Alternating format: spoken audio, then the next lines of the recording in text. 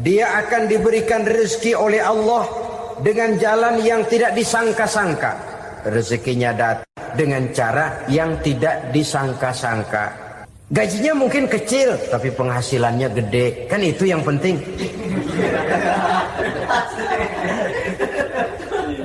Gaji dan penghasilan kan lain tuh. Boleh jadi gaji kecil, asal penghasilan gede, kan nikmat hidup itu. Nah, penghasilan ini ada yang bisa kita perkirakan.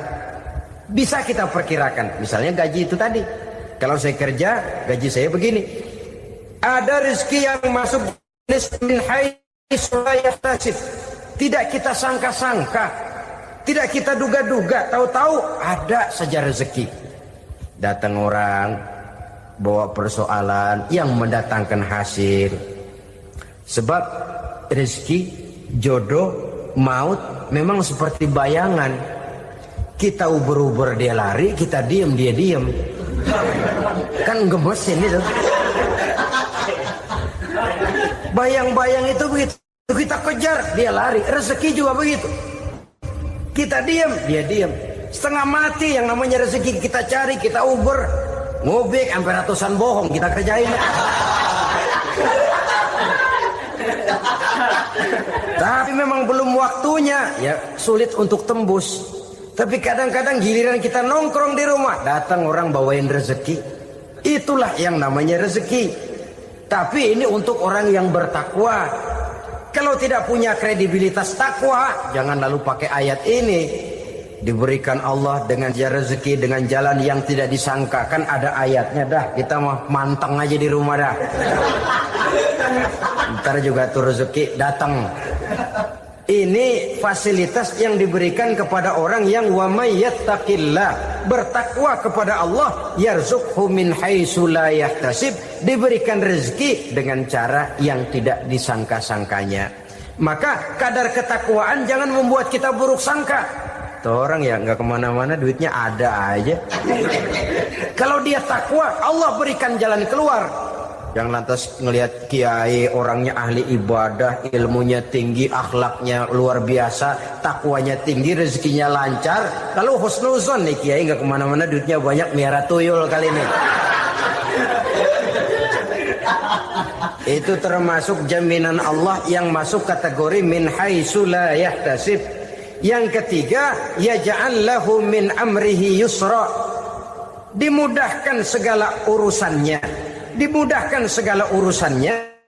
Kemudian yang keempat, yukaffir anhu sayyiatihi wa yu'azzim lahu ajra, diampuni segala kesalahannya dan dibesarkan pahala kebaikan yang dikerjakannya.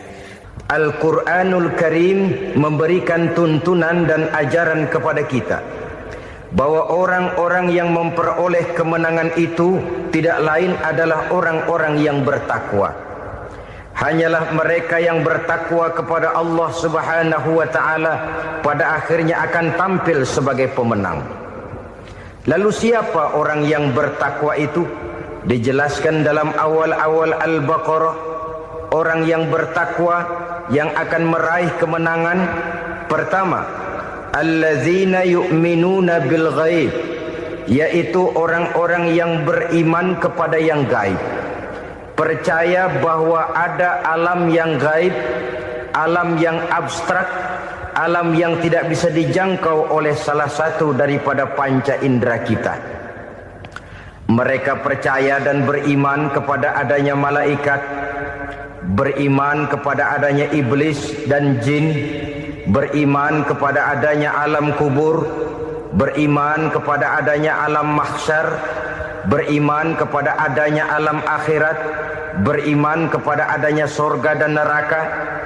Beriman bukan cuma sekedar beriman dalam ucapan bibir saja, tetapi beriman yang nilai iman itu mampu mewarnai gerak dan gaya hidupnya.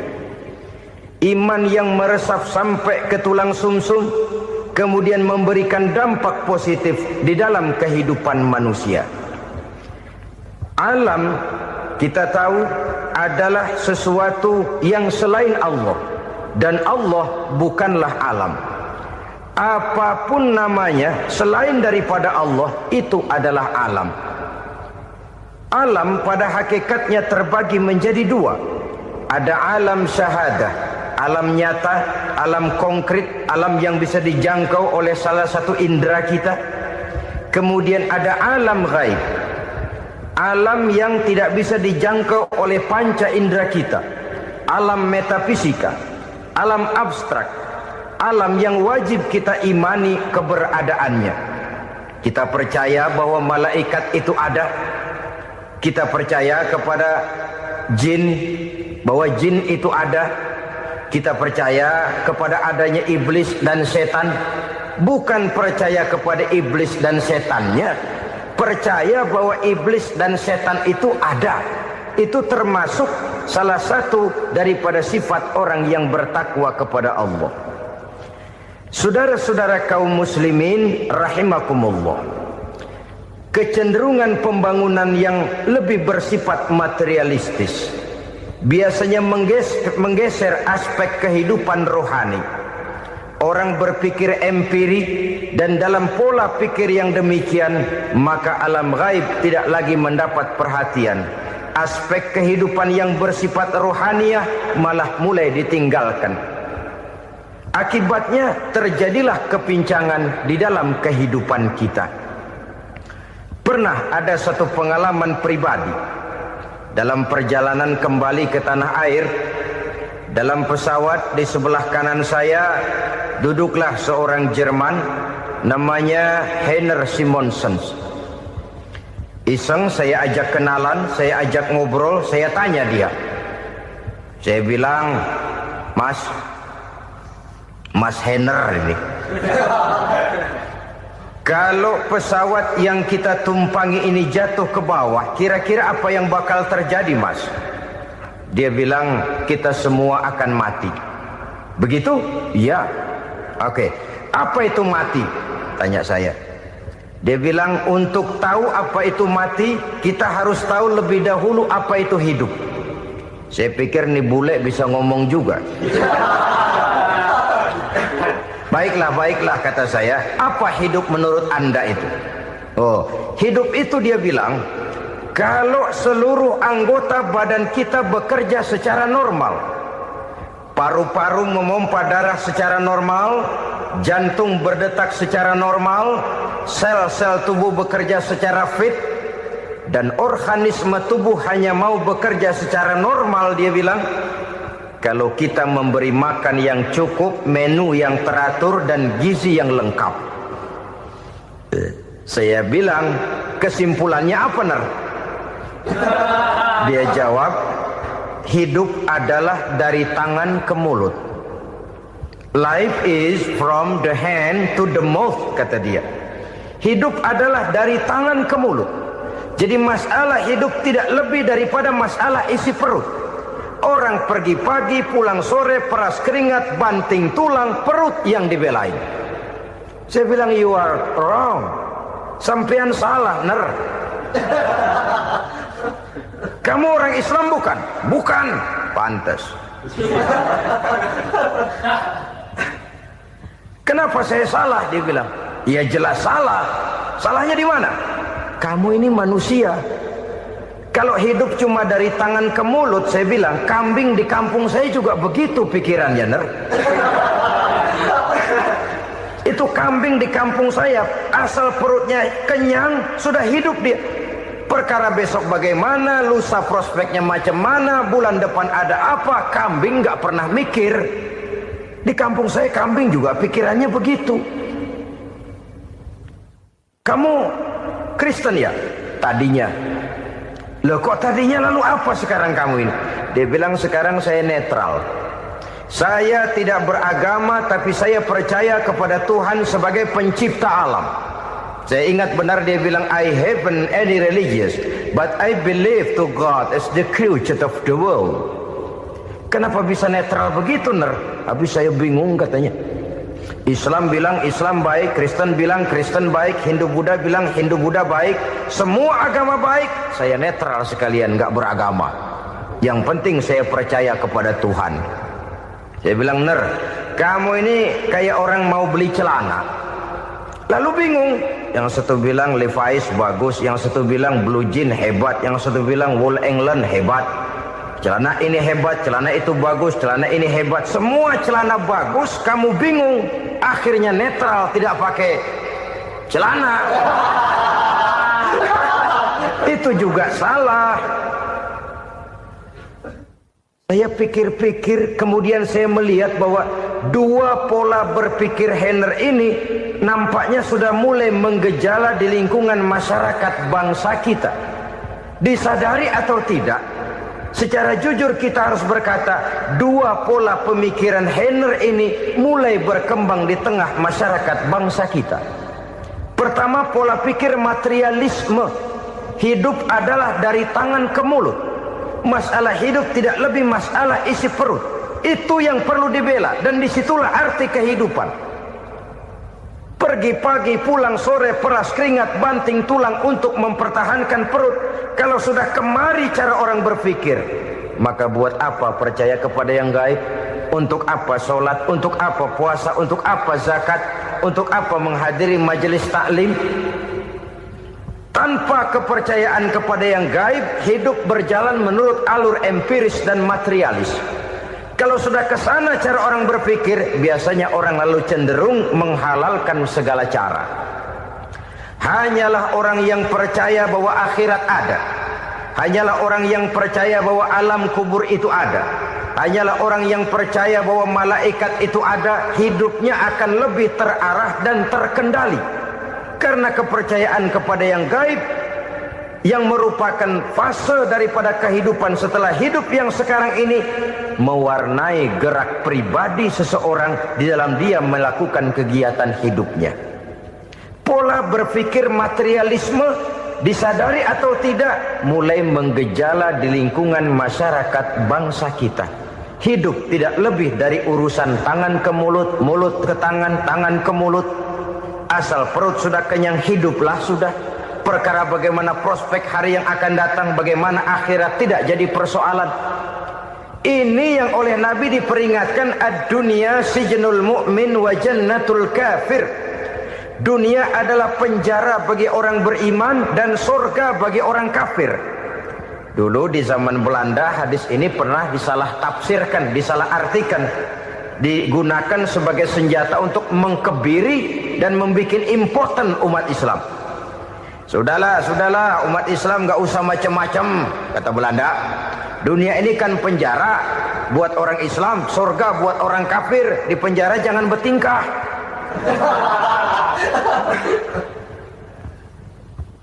Pengertiannya tidak begitu. Dunia adalah penjara bagi orang mukmin. Artinya dalam kehidupan dunia seorang mukmin tidak bebas memperturutkan hawa nafsunya. Dipenjara hawa nafsunya itu. Sebaliknya, surga bagi orang-orang kafir. Buat orang kafir, surgalah dunia ini. Mereka bebas memperturutkan hawa nafsunya. Dilarang tidak terlarang, dicegah pun tidak tercegah. Mereka hidup menurut alur bisikan nafsu mereka sendiri. Kemudian bila ajal datang, maut merenggut nyawa, selesailah surganya sampai di situ. Maka bagi orang-orang yang tidak percaya kepada adanya akhirat, kepada adanya alam gaib, surganya sebatas umurnya. Sekali lagi, surganya sebatas umurnya. Bila umur selesai, ajal pun datang merenggut nyawa, selesailah sudah surganya sampai di situ. Alangkah pendeknya perjalanan orang-orang yang tidak percaya kepada alam gaib ini. Bagi kita mukmin, jikalau kita mampu memenjarakan hawa nafsu, kita bisa bahagia di dunia ini. Dan Islam memang tidak menyuruh kita sengsara di dunia. Raih dunia, kejar dunia, gapai dunia sebagai alat untuk mencapai kebahagiaan di akhirat nanti. Hidup adalah satu perjalanan panjang yang terbentang sejak kita terlahir dari alam rahim sampai kepada alam akhirat nanti. Andai kata kita gagal meraih kebahagiaan di dunia, toh kita masih punya akhirat. Tapi jangan jadi dalil yang melemahkan semangat. Biarin dah kita di dunia kebelangsak, yang penting akhirat. Akhirnya dunia benar-benar kebelangsak.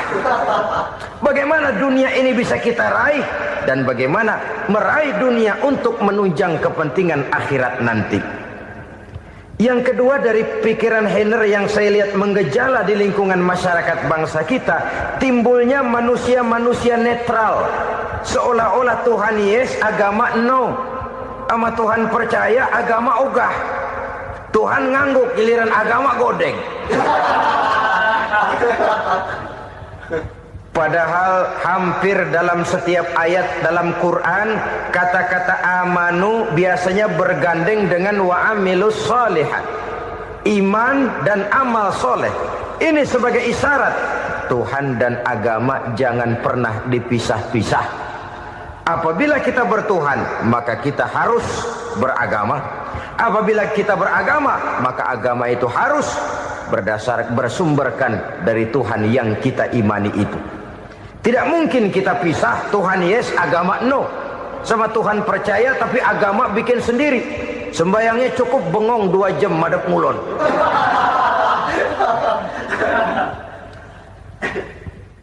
Saudara-saudara kaum muslimin rahimakumullah. Jadi dengan demikian, agama yang kita akui merupakan unsur mutlak di dalam pembangunan sekarang ini, merupakan bagian dari kehidupan yang menuntun kita bahwa di balik alam nyata ini, di balik alam syahadah ini ada alam gaib. Dan mudabbir, murabbi, yang mengatur, yang menguasai, yang memelihara baik dia alam nyata, baik dia alam gaib, tidak lain adalah Allah Subhanahu wa taala. Di sana ada satu super power, satu maha kekuatan yang kita perlu bersandar kepadanya. Sebagai makhluk nyata yang hidup di alam nyata, berbuatlah secara nyata sebagaimana harusnya kita berbuat. Karena Islam jelas bukan agamanya orang pemalas.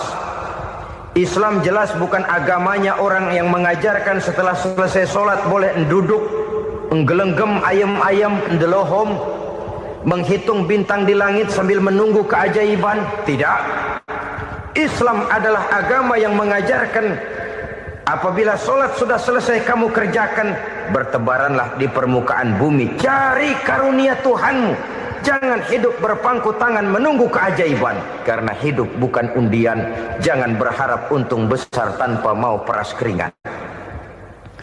Tapi di sebalik itu toh kita juga harus yakin bahwa di sisi usaha nyata yang kita lakukan ada satu super power, satu maha kekuatan gaib yang menentukan berhasil dan tidaknya usaha kita.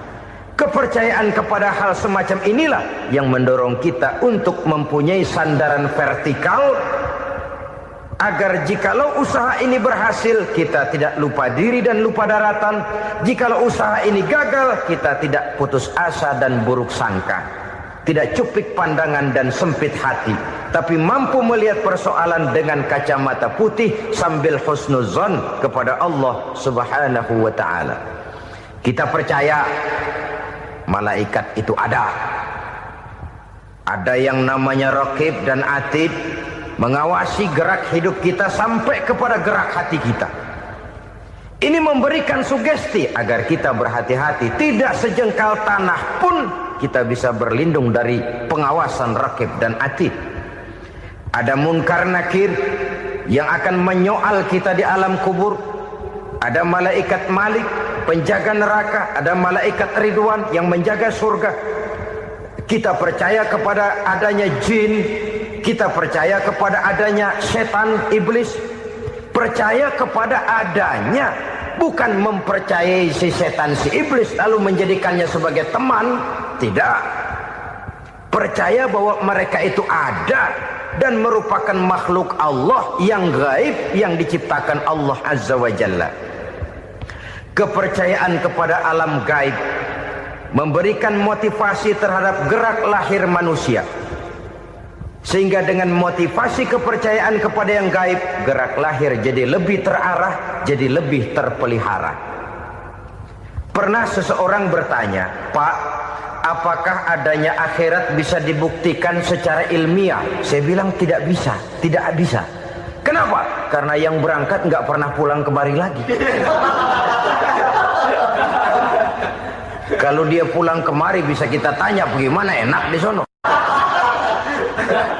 Cuma secara moral saya katakan, lebih beruntung orang yang percaya kepada akhirat daripada yang tidak. Sekarang saudara percaya akhirat ada, lalu saudara baik-baik di dunia, sholat, puasa, zakat, menolong orang lain, menebarkan kebajikan. Saudara mati, andai kata akhirat tidak ada, toh dalam hidup saudara sudah berbuat baik, paling tidak nama saudara akan dikenang sebagai orang baik. Sebaliknya, saudara percaya, kata saya, bahwa akhirat tidak ada, lalu hidup semau-maunya, tenggelam dalam maksiat dan munkarat, menentang Allah, tidak mau ruku dan sujud. Lalu saudara mati, kemudian akhirat ada, ayo mau apa? Bekal tidak punya. Jadi secara moral lebih beruntung orang yang percaya kepada adanya akhirat daripada yang tidak percaya. Dan itu alam gaib yang tidak bisa dibuktikan secara eksak. Jangankan untuk membuktikan seperti itu, dalam kehidupan sehari-hari saja yang kita rasakan tidak selalu berbentuk toh. Angin, bagaimana sih bentuknya angin? Kita tidak tahu. Merah, buktinya kalau dikerok merah. Yang merah itu kulit, yang kulit kita bukan anginnya. Sakit, rasa sakit itu ada, tapi bagaimana bentuk sakit kita nggak pernah tahu. Kalau kita makan cabai pedas, bagaimana bentuk pedas itu tidak ada, tapi rasa ada. Bentuk pedas hijau, cabainya bukan pedasnya. Tidak semua yang kita rasakan bisa kita gambarkan dalam bentuk yang konkret. Oleh karena itu, sekali lagi bahwa kepercayaan kepada alam yang gaib mampu memberikan satu sugesti yang menata kehidupan seseorang lebih lurus, lebih terarah, dan lebih terkendali. Maka wajar kalau kepercayaan kepada yang gaib mengantarkan seseorang untuk meraih kemenangan. Kenapa? Dia percaya kepada yang gaib, bahwa akhirat ada, bahwa alam kubur ada, bahwa pertanggungan jawab itu ada. Maka dia lalu tidak hidup saenae udele dewe, gitu loh. Tidak hidup menurut seleranya sendiri, terarah, teratur. Ini cirinya yang pertama. Orang bertakwa yang akan meraih kemenangan, mereka beriman, mereka percaya kepada yang gaib. Bahkan hal-hal konkret saja selalu berangkat dari yang gaib. Saudara-saudara, para remaja, para pemuda sekarang ini tidak pernah tahu toh siapa yang akan jadi teman hidup saudara. Kita bisa saja ngerancang, mentargetkan, tapi toh akhirnya yang namanya jodoh bukan kekuasaan kita.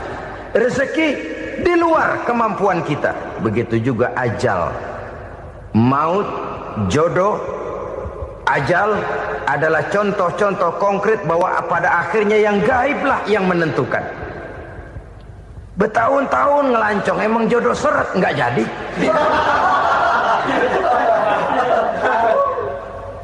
Begitu kenal baru setengah malam nginep ditangkap hansip kan. Hal-hal semacam itu kadang-kadang kita berpikir suuzon, gilet, perempuannya cakep banget, lakinya rebek amat. Memang begitulah jodohnya. Memang begitulah jodohnya. Saudara hadirin ma'asyiral muslimin yang saya hormati, jadi hal-hal yang konkret saja kita yakini sepenuhnya ditentukan oleh satu superpower yang gaib itu tadi. Dari sanalah segala ketentuan itu berangkat dan kesanalah segalanya akan kembali. Maka kepercayaan kepada yang gaib meluruskan gerak hidup seseorang dan itu akan mengantarkan dia kepada meraih kemenangan. Satu. Yang kedua, wa yuqimuna shalah. Orang bertakwa yang akan meraih kemenangan itu adalah orang-orang yang mendirikan sholat. Kenapa sholat mengantarkan orang untuk meraih kemenangan? Yang jelas, inna sholata tanha anil fahsya'i wal munkar. Sholat mampu mencegah manusia dari perbuatan keji dan munkar. Banyak filsafat hidup yang terkandung di dalam sholat ini.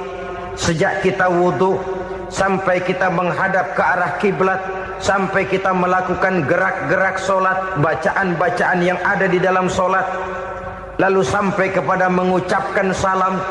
Banyak filsafat hidup yang terkandung di dalam solat. Umpamanya saja, setelah takbiratul ihram, mulai kita dengan solat dalam posisi berdiri. Diajarkan dalam kitab-kitab fikih agar kita melihat ke arah tempat sujud. Ini kan filsafat kehidupan. Kalau kamu solat dalam posisi berdiri, lihat tempat sujud. Jangan solat mata jelalatan, sebab nanti bisa mengurangi kekhusyuan. Jadi wajar kalau yang dikatakan bahwa yang paling afdol adalah soft yang di depan. Kenapa? Secara harfiah pengertiannya akan lebih mengundang kekhusyuan. Kenapa? Kalau kita di soft paling depan, di masjid umpamanya paling banter kita lihat tembok. Tapi kalau kita soft di tengah atau di belakang, orang-orang di depan kita pun akan kelihatan. Yang bajunya loreng, yang bajunya genggang, yang bajunya macam-macam. Kita lihat, kadang-kadang kita pikirin, ada yang bajunya bolong. Kita sholat tapi dalam hati, nih orang bajunya robek yang nggak tahu apa. Ada saja hal-hal yang mengusik kekhusyuan kita. Oleh sebab itu diajarkan dalam posisi berdiri, lihat, arahkan pandangan matamu kepada tempat sujud. Ini kan filsafat kehidupan. Maksudnya apa? Kalau lagi diri, lihat dong tempat sujud. Kalau udah di atas, ingat dong sama yang bawah. Kalau sudah tinggi, ingat dong dari mana kamu berangkat. Kalau sudah berkuasa, bantu dong yang lemah. Kalau sudah kaya, santuni dong yang miskin. Kalau sudah alim, bimbing dong yang awam. Ini filsafat kehidupan. Dalam posisi berdiri, kau lihat tempat sujud. Ini akan melahirkan kepekaan sosial, di mana seseorang mau tahu kepada orang lainnya. Bagaimanapun kaya kita, tinggi pangkat dan jabatan kita, jikalau hidup hanya untuk kepentingan perut sendiri saja, rasanya belum membawa manfaat di dalam kehidupan kita. Tapi efek yang tertinggi sesungguhnya, solat mencegah manusia dari perbuatan keji dan munkar. Perbuatan keji dan munkar, walaupun kelihatannya mendatangkan uang, membawa keuntungan, tapi itu keuntungan semu, keuntungan sementara. Dengan menipu orang lain kita bisa dapat untung, tapi tidak membawa berkah. Dan itu adalah kerugian besar dalam kehidupan kita. Maka untuk meraih kemenangan, harus dimulai dengan membentuk kepribadian yang tegar, memiliki sandaran vertikal yang langsung kepada Allah Subhanahu wa ta'ala. Dan itu hanya bisa kita tempuh melalui jalur ibadah formal yang sudah ditentukan Allah, yakni solat yang 5 waktu. Untuk memperkuat itu, ada solat-solat sunnah, rawatib, nawafil, sebagai terminal-terminal kontrol cadangan untuk memelihara stabilitas temperatur batin di dalam kita berhubungan dengan zat yang maha gaib, yaitu Allah Subhanahu wa ta'ala. Orang sering bertanya, Pak, itu tetangga saya nggak sholat, duitnya nggak habis-habis, Pak. Nggak sholat tapi mobilnya tambah terus. Nggak sholat tapi usahanya makin maju. Tapi di sisi lain ada orang yang rajin sholat, rezekinya butak bener. Anaknya mana kurus, mana korengan. Saudara hadirin ma'asyiral muslimin rahimakumullah, harus saya katakan bahwa solat memang bukan untuk cari duit.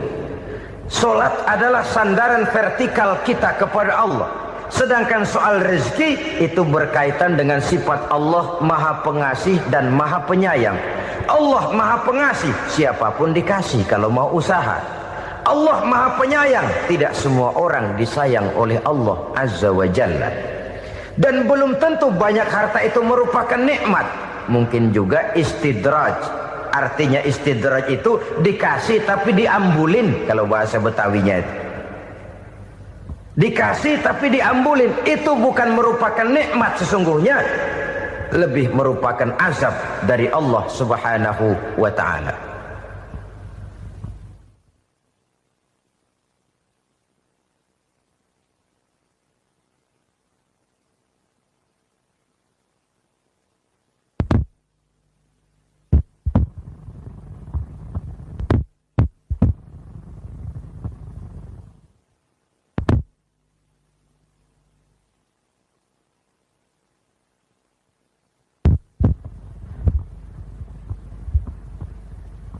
agama mempunyai sistem sholat. Dan kita umat Islam telah dituntun oleh Allah Subhanahu wa ta'ala yang wajibnya 5 kali dalam sehari semalam mendirikan sholat. Dan itu tentu berada dalam jangkauan kemampuan manusia. Pada awalnya barangkali kita memang merasa sholat itu satu kewajiban. Tapi semakin kita hayati makna, manfaat dan filsafat yang terkandung di dalam ajaran sholat, semakin sampai kita kepada keyakinan bahwa sholat adalah keperluan kita. Sehingga pada waktu tertentu dinilai puncaknya, kita tidak lagi akan berkata saya wajib sholat, tapi kita akan berkata saya perlu sholat. Kalau kita sudah merasakan itu adalah keperluan kita, nah di sanalah kita baru akan merasakan ruginya kalau hal itu tidak kita laksanakan. Sepanjang kita masih berkata saya wajib sholat, kita akan lebih merasakan dia sebagai beban ketimbang sebagai keperluan. Yang jelas Allah tidak memerlukan ibadah yang kita laksanakan ini. Dengan kata lain, andai kata satu dunia penuh ini orang tidak ada yang sholat satu pun, Allah tidak akan turun dari jabatan Tuhan. Jangan lalu berpikir kalau kita ngambek se-RW kagak sembahyang Tuhan tekor kali ini ya. Tentu tidak. Itu perlunya kita, bukan perlunya Allah. Dan pada induknya kita akan berkata saya perlu agama. Kalau secara induk kita sudah memerlukan agama, maka konsep-konsep yang ada di dalam ajaran agama itu pun adalah juga merupakan keperluan kita. Baik dia bernama sholat, baik dia bernama puasa, baik dia bernama zakat, baik dia bernama haji, seluruhnya adalah keperluan kita. Dan sesuatu yang kita perlukan apabila tidak kita laksanakan akan melahirkan kerugian di dalam kehidupan. Jangan heran kalau kita membaca riwayat perjalanan hidup para salafus soleh, orang-orang soleh. Ada yang tahajud sampai 100 rakaat, ada yang sholat malam kakinya sampai bengkak. Kita sekalinya bengkak biri-biri. Ada yang sholat membaca surah dalam Al-Quran sampai khotam Quran. Kok mau? Mereka sudah merasakan itu keperluan. Itu saja soalnya. Satu saat pun jikalau kita merasa bahwa itu keperluan saya, kita pun akan melaksanakan seperti itu. Keperluan saya dalam kehidupan. Inilah yang kedua. Yang ketiga, orang bertakwa yang akan meraih kemenangan itu, wa mimma razaqnahum yunfikun. Mereka membelanjakan sebagian daripada rezeki yang diberikan Allah kepada mereka. Mereka infakkan di jalan Allah. Ada satu dialog menarik. Satu hari seorang anak muda bertemu dengan seorang kakek-kakek yang sudah dikenalnya baik. Bertanyalah anak muda ini, "Kek, umur kakek berapa tahun?" 15 tahun, kata si kakek. "Anak kakek berapa orang?" 1. "Harta kakek berapa banyak?" 15 juta. Si anak muda ini bengong. Lalu protes, "Kok kakek bohongin saya?" "Kenapa?" "Saya tahu umur kakek 70 tahun. Kenapa ngaku 15? Saya tahu anak kakek 5. Kenapa bilang 1? Saya tahu kakek miliuner. Miliaran uang kakek. Kenapa ngaku cuma 15 juta? "Begini," kata si kakek tadi. "Benar, umur saya 70 tahun. Tapi dari umur yang 70 tahun itu baru 15 tahun terakhir ini saya merasakan ibadah kepada Allah. Meninggalkan maksiat, jauh dari segala macam munkarat. Maka yang 15 tahun inilah yang benar-benar saya rasakan sebagai umur saya. Benar anak saya 5, tapi yang 4 susah diatur. Cuman 1 rasanya nih yang bakal jadi si buah hati belahan jantung pelanjut cerita penerus sejarah. Cuma 1 ini yang saya harapkan yang akan jadi anak soleh, yang akan membuat saya menerima pensiunan pahala. Kalau yang 4 apek dah, nggak ada harapan. Yang satu nyekek botol mulu. Oh begitu, iya. Lalu kenapa kakek bilang harta kakek cuma 15 juta padahal saya tahu kakek uangnya miliaran, depositonya banyak? Ya karena 15 juta itulah yang saya ingat yang pernah saya belanjakan di jalan Allah. Saya merasa itulah harta saya yang sebenarnya. Yang miliaran yang saya simpan di bank kelak kalau satu saat saya mati akan jadi rebutan di antara anak-anak saya. Iya kalau anak saya soleh kayak yang satu ini. Kalau yang 4 tadi udah tulen dia bakal berantem dah berebut tuh. Jadi 15 juta yang saya belanjakan di jalan Allah inilah yang saya merasakan benar-benar harta saya yang sesungguhnya. Dialog ini patut menjadi bahan renungan kita bersama. Diberikan kita umur 40, 50, 60, 70, 80. Berapa tahun dari umur yang diberikan itu yang jalan mulus, yang kita gunakan untuk melaksanakan ibadah? Banyak harta kita simpan di bank, di lemari, di dompet, di tas. Tapi berapa yang sudah kita depositokan di jalan Allah yang akan menemani kita di hari kita kembali nanti? Maka orang bertakwa yang akan meraih kemenangan, wa mimma razaqnahum yunfikun, mereka membelanjakan sebagian dari rezeki yang diberikan Allah di jalan Allah Subhanahu wa ta'ala. Ma'asyiral muslimin rahimakumullah. Zahirnya memang kita memberikan kepada orang lain, tapi hakikatnya kita menyimpan untuk diri kita sendiri. Kita memberikan kepada yatim piatu 25.000. Zahirnya kita memberikan si yatim, hakikatnya kan kita cuma nyimpan. Saya berikan, titip kepadamu, ini untuk saya di akhirat. Kau boleh belikan baju, kau boleh belikan untukmu makan, kau boleh bayarkan sekolahmu. Ini untuk saya. Hakikatnya kita nyumbang masjid 1 juta, zahirnya kita berikan kepada panitia masjid, tapi hakikatnya kan cuma titip 1 juta ya untuk saya di alam kubur nanti. Silahkan kau boleh belikan semen, ini uang, belikan besi, belikan pasir. Saya cuma sekedar titip untuk kepentingan saya. Hakikatnya kita cuma sekedar menitip. Sebagaimanapun pada hakikatnya, apapun yang kita miliki dalam kehidupan kan cuma sekedar hak guna pakai, bukan hak milik mutlak. Harta kita, rumah kita, kendaraan kita, kebun kita, pabrik kita, hak guna pakai saja. Hak milik mutlak cuma untuk Allah Subhanahu wa ta'ala. Saudara-saudara kaum muslimin rahimakumullah. Ini yang ketiga. Kemudian yang keempat, orang-orang bertakwa yang akan meraih kemenangan, allazina yu'minuna bima unzila ilaika.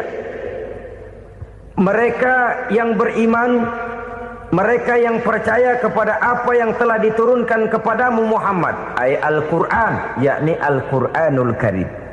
Setelah percaya kepada yang gaib, mendirikan solat, kemudian menginfakkan sebagian dari rezeki yang diberikan Allah, mereka juga lalu percaya kepada yang diturunkan terhadap Nabi, yaitu tidak lain Al-Quranul Karim.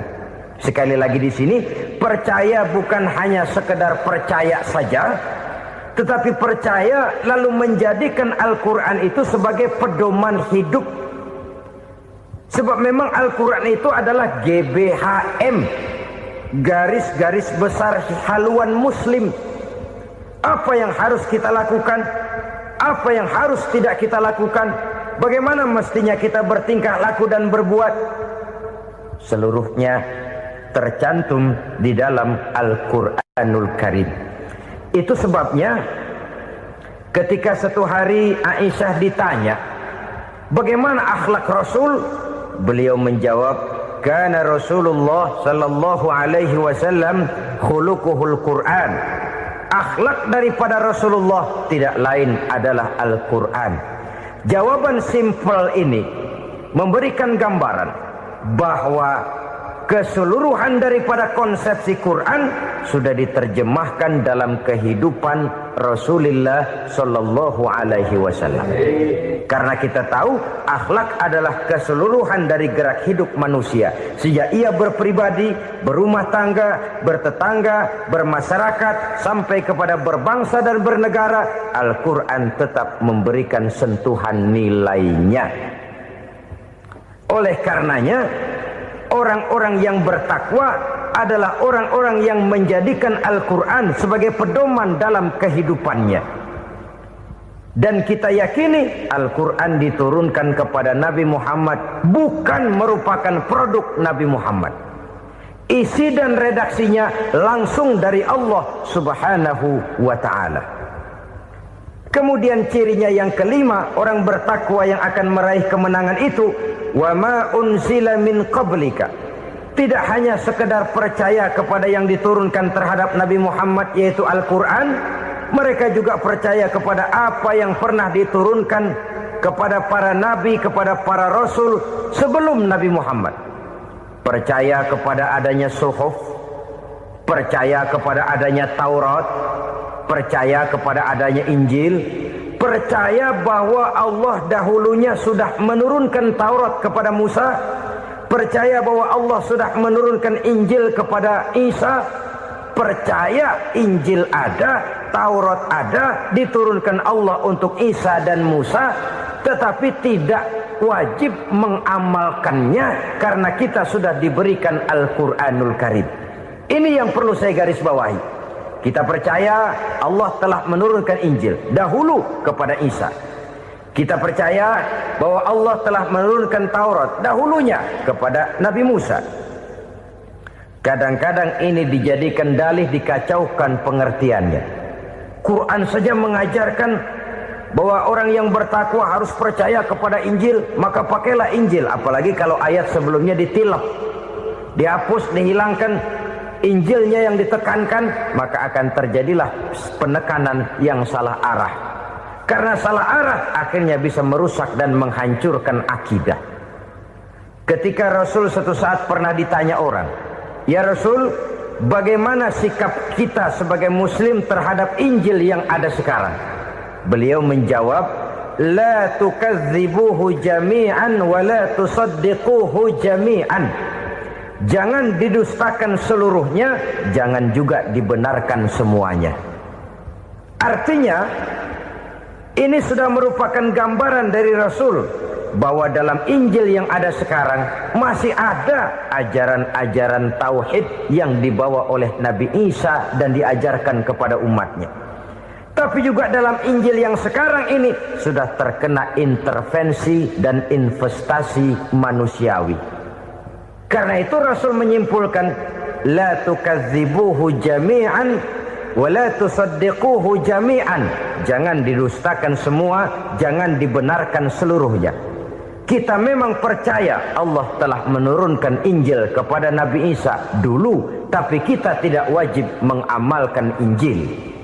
Kita percaya Allah telah menurunkan Taurat kepada Nabi Musa, tapi kita tidak wajib mengamalkan kitab ajaran Taurat. Yang wajib kita percayai dan kita amalkan hanyalah Al-Quranul Karim. Kenapa? Oleh karena baik yang ada di dalam Taurat, baik yang ada di dalam Injil, tentu tercakup di dalam Al-Quran sebagai kitab terakhir yang diturunkan oleh Allah Subhanahu wa ta'ala. Dan itu wajar. Kalau seorang pejabat mau mengeluarkan satu keputusan baru, tentu dia harus meninjau keputusan-keputusan lama. Andai kata dianggap tidak berlaku, dianggap tidak relevan lagi, maka keputusan-keputusan lama itu tentu sudah dianggap tidak berlaku. Sebagian daripada aturan-aturan dalam keputusan lama yang masih dianggap relevan tercantum dalam keputusan baru yang wajib diamalkan. Begitulah hubungannya antara Al-Quran, Taurat, Zabur, dan Injil. 4 kitab samawi yang diturunkan Allah masing-masing kepada Zabur untuk Nabi Daud, Taurat untuk Nabi Musa, dan Injil untuk Nabi Isa alaihi wassalatu wassalam. Ketiga-tiga kitab itu kita percayai adanya, Kita yakini Allah telah menurunkan Zabur, Taurat dan Injil, tapi kita tidak wajib mengamalkannya. Yang wajib kita mengamalkannya sekarang ini tidak lain hanyalah Al-Quranul Karim saja, karena ia mencakup apa yang ada di dalam Zabur, apa yang ada di dalam Taurat, dan apa yang ada di dalam Injil. Keotentikannya bisa dipertanggungjawabkan. Ya, tapi kan Nabi Muhammad sudah mati 14 abad yang lalu, dan di zaman beliau Al-Quran kan belum dikodifikasikan, belum ditulis. Bagaimana keotentikannya bisa dipertanggungjawabkan? Mudah saja. Allah berjanji, inna nahnu nazzalna dzikra wa inna lahu lahafizun. Kami yang menurunkan Al-Quran dan kami yang akan menjaga dan memeliharanya. Allah turunkan Quran, Allah menjaganya. Bagaimana cara Allah menjaga Al-Quran itu? Banyaknya orang-orang yang hafaz Al-Quran. Hafaz Al-Quran 30 juz, 114 surah, 6.666 ayat. Sehingga jangankan satu kata, jangankan satu ayat, satu kalimat saja berubah, sudah akan timbul reaksi dan mudah dimengerti. Kenapa? Banyak orang-orang yang hafaz Al-Quran. Sedangkan pada setiap akhir tahun biasanya malaikat Jibril selalu mengadakan checking terhadap ayat-ayat yang diturunkan pada waktu itu. Di zaman Nabi sendiri sudah ada usaha kodifikasi. Dan yang lebih luar biasa lagi, sampai hari ini tidak seorang pun mampu membuat satu ayat saja semacam Al-Quran. Ke bahasa manapun dia diterjemahkan, naskah aslinya tetap ikut. Rujukan dasarnya tetap ada. Berdasarkan itu, maka tidak mungkin terjadi penyelewengan terhadap atau pemalsuan terhadap ayat-ayat Al-Quranul Karim. Kesuciannya, keotentikannya, kemurniannya bisa dipertanggungjawabkan. Ma'asyiral muslimin rahimakumullah. Oleh karenanya, konsepsi dasar daripada ajaran Islam ini memang tidak lain adalah Al-Quran dan Sunnah. Isi daripada agama Islam yang merupakan iman, Islam dan ihsan, konsepsi dasarnya tidak lain adalah Al-Quran dan Sunnah Rasulullah Sallallahu Alaihi Wasallam. Maka yang kita perlukan sekarang ini adalah terjemahan Al-Quran di dalam kehidupan kita. Dengan demikian, maka gaya kehidupan yang lebih Qurani itulah yang kita dambakan. Kita perlu memang terjemahan Quran dalam bahasa Inggris, dalam bahasa Belanda, dalam bahasa Jepang, tapi yang lebih kita perlukan adalah terjemahan Quran di dalam kehidupan kita. Konsekuen, tidak memanipulasi, ringan sama kita jinjing, berat sama kita pikul. Jangan kalau lempengan ayat Quran tuh kira-kira enak diamalin, keras teriakan kita. Giliran kira-kira ayat Quran itu mukul kepala kita sendiri, diam kita. Itu ciri yang pernah disindir Allah dalam awal-awal Baqarah juga. Ciri beragamanya orang yang munafik. Kullama adha'a lahum masyawfi, kata Allah. Wa iza azlama alaihim qamu. Apabila terang mereka jalan, apabila gelap mereka berhenti. Artinya, kalau kira-kira di Islam nguntungin, rame-rame pada teriak Islam. Tapi ketika diminta untuk berjuang, ketika dituntut untuk berkorban, rame-rame mengundurkan diri. Nasib agama tidak ubahnya seperti daun pisang yang dikait orang di tepi jalan lantaran tak berpayung di ketika hari hujan. Manakala hujan usailah sudah, daun itu pun dicampakkan di tepi jalan, diinjak pula orang nan lalu.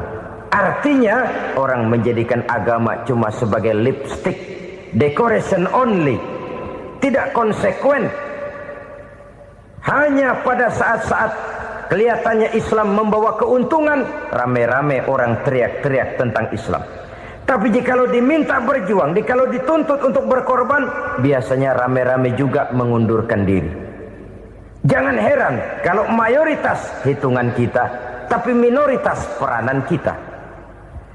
Kuantitas kita dalam jumlah, tapi dalam kualitas kita lebih sering jadi penonton daripada jadi pemain.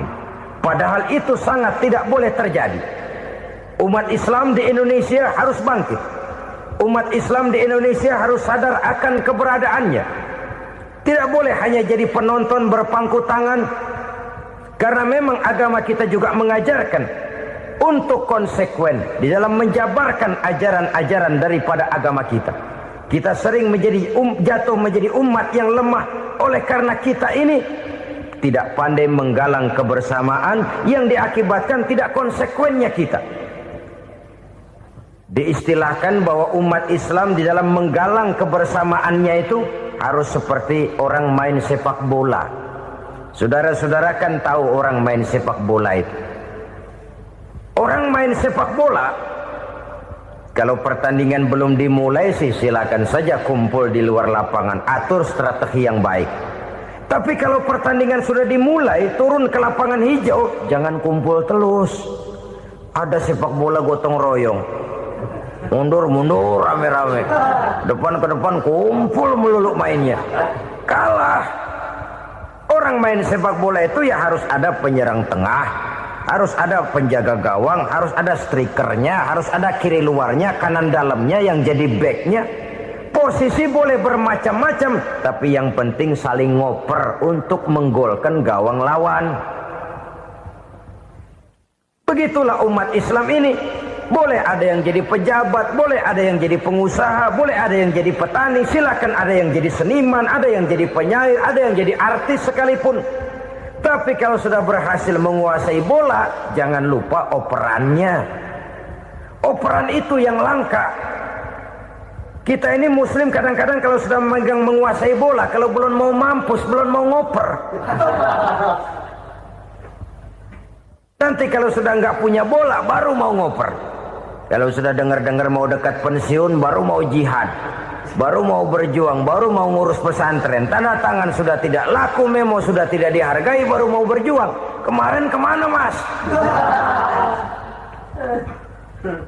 Kita tidak pandai memanfaatkan posisi. Dengan kata lain, kalau kembali kepada persoalan kita, konsekuensi kita terhadap agama yang kita anut ini belum ideal.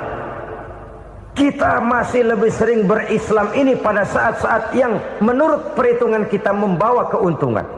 Tapi kalau diminta berjuang, dituntut berkorban, yang itu pun hakikatnya adalah untuk kepentingan kita juga. Allah tidak pernah menuntut kita untuk jihad bagi kepentingan Allah, itu tidak. Berjuang menegakkan agama Allah, apakah untuk kepentingan Allah? Tidak. Untuk kepentingan kita. Sebab nilai-nilai jihad itu pada akhirnya akan membawa kita kepada satu kebahagiaan. Setidaknya kalau tidak di dunia, tentu di akhirat sebagai syahid. Oleh karena itu, pada bagian akhir ini saya ingin mengajak, marilah kita konsekuen. Sekali kita berkitabkan Al-Quranul Karim, mari dia kita jadikan pedoman. Jangan cuma kita jadikan sebagai penghias dinding, pelengkap rumah, bahwa di rumah kita ada Al-Quran, tapi yang baca kecoa. Habis pada bolong tuh Quran. Yang penting kan punya Quran. Ditaruh di pintu rumah. Biar apa? Biar kuntilanak kagak masuk katanya. Ya apa itu nasib Quran, cuma kerjanya jaga pintu, ngusir kuntilanak, ngusir memedi. Bagaimana kita hidup menurut tuntunan Al-Quran? Kadang-kadang tidak pernah menjadi masalah bagi kita. Maka bagaimanakah Al-Quran akan mungkin membawa keberkahan dalam hidup kalau ajarannya kita injak-injak dalam keseharian kita? Mewujudkan gaya hidup yang lebih Qurani, itulah yang akan kita rintis di dalam kehidupan kita. Bertahap, step by step, menurut kemampuan yang ada pada kita. Jika jalan ini tidak bisa kita selesaikan, percayalah akan ada generasi penerus yang akan melanjutkan usaha dan cita-cita mulia itu. Jadi percaya kepada Taurat, percaya kepada Injil, sekadar percaya Allah dahulunya sudah menurunkan itu. Tapi kita tidak wajib mengamalkannya. Kenapa? Generasi Injil masa berlakunya sudah kedaluwarsa. Taurat masa berlakunya sudah kedaluwarsa. Injil pernah berlaku untuk orang Nasrani di zaman Nabi Isa. Taurat pernah berlaku untuk orang Yahudi di zaman Nabi Musa. Setelah generasinya berlalu, datang Rasul penutup yang membawa Al-Quranul Karim, maka Al-Quran itulah yang berlaku menjadi pedoman sampai hari akhir nanti. Jangan jauh dari Al-Quran, karena apabila ini kita lakukan, maka kita akan kembali kepada satu gaya hidup yang jauh dari tuntunan agama, dan itu artinya kita akan semakin jauh untuk meraih kemenangan. Saudara-saudara kaum muslimin rahimakumullah, yang keenam, yang terakhir, orang-orang bertakwa yang akan meraih kemenangan itu wabil akhirati hum yuqinun. Mereka percaya, mereka yakin seyakin-yakinnya akan adanya hari akhir,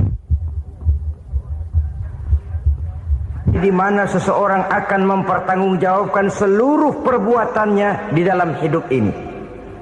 Dan tidak ada satu perbuatan yang bagaimana kecilnya sekalipun, yang tersembunyi dalam pandangan manusia, yang tidak akan dibukakan persoalannya di mahkamah Qadi Rabbul Jalil di akhirat nanti.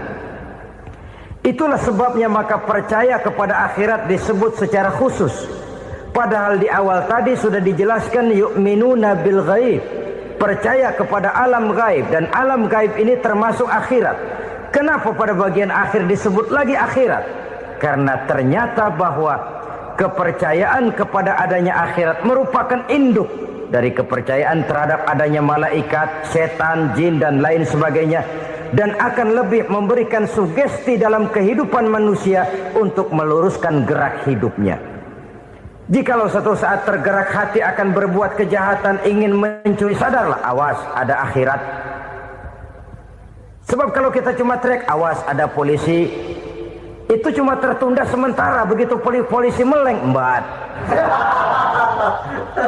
Kalau kita ingin berbuat jahat cuma berteriak awas ada hansip, cuma sementara ketika hansip itu ada. Tapi kalau ceritanya awas ada akhirat, mau menyeleweng awas ada akhirat, mau berjudi awas ada akhirat, mau mencuri awas ada akhirat. Keyakinan yang akan meluruskan gerak hidup manusia sehingga gerak itu jadi lebih terarah dan terkontrol, tidak merugikan baik diri sendiri, lebih-lebih orang lain. Ternyata bahwa kepercayaan kepadanya adanya hari akhirat sanggup menjadi sumber daya kontrol dari kehidupan manusia, sehingga ia tidak terjebak dalam perbuatan maksiat dan munkarat.